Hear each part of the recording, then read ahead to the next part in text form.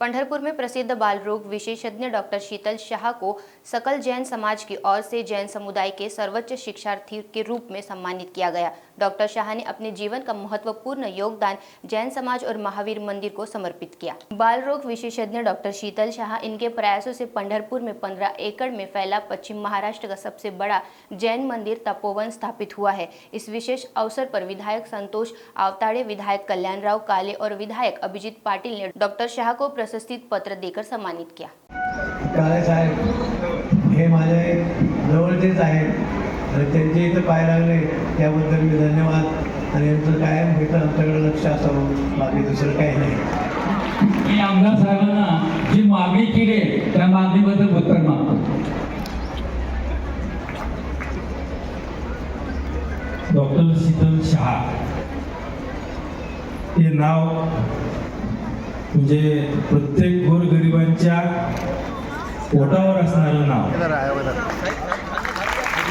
आता तेनोरकर साहेबांनी सांगितलं की त्यांनी व्यवसायाला सुरुवात केली, म्हणजे त्यावेळेचा तुम्ही आपण त्याचा उल्लेख करत होता, परंतु मी त्यांच्या व्यवसायाला व्यवसाय म्हणत नाही, मी त्यांच्या व्यवसायाला लोकसेवा म्हणतोय आणि लोकसेवा करण्याचं काम डॉक्टर शीतल शाह साहेब या निमित्तानं सर्व समाजाला करतात। आम्हालाही त्यांचा म्हणजे अभिमान आहे या भागाचं लोकप्रतिनिधित्व करत असताना असे डॉक्टर सुद्धा त्या ठिकाणी असंही काम होऊ शकतं का?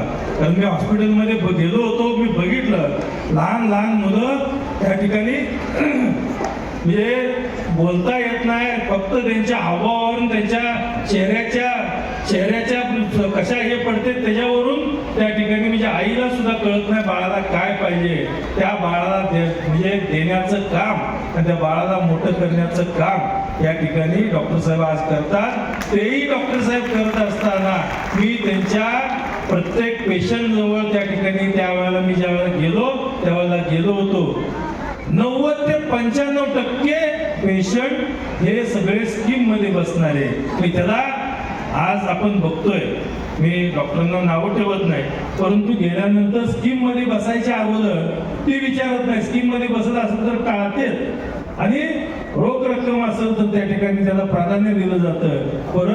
परंतु शाह डॉक्टर साहेबांनी या निमित्तानं तुझं पेशंट स्कीम मध्ये कसं बसल, तुझं फुकट सेवा कशा पद्धतीनं करता येईल याकडे लक्ष देऊन 95% पेशंट हे स्कीम मध्ये किंवा त्यांच्या भुवन फंडातून त्या ठिकाणी त्यांना सेवा देण्याचं काम डॉक्टर साहेब करतात। मला वाटतंय आम्हाला सगळ्या हॉस्पिटलमध्ये फोन करावे लागतात। आमचा फोन म्हणजे डॉक्टरांना बिल कमी करणे किंवा पेशंटला स्कीम मध्ये बसवा म्हणून एवढंच फोन असतो, परंतु मला वाटतंय मी आता मागचे ही टर्म आणि ही टर्म मध्ये या दोन्ही टर्म मध्ये फार सगळ्यात कमीत कमी जर फोन कुठल्या डॉक्टरना केले असतील तर ते म्हणजे शाह साहेबांना केले।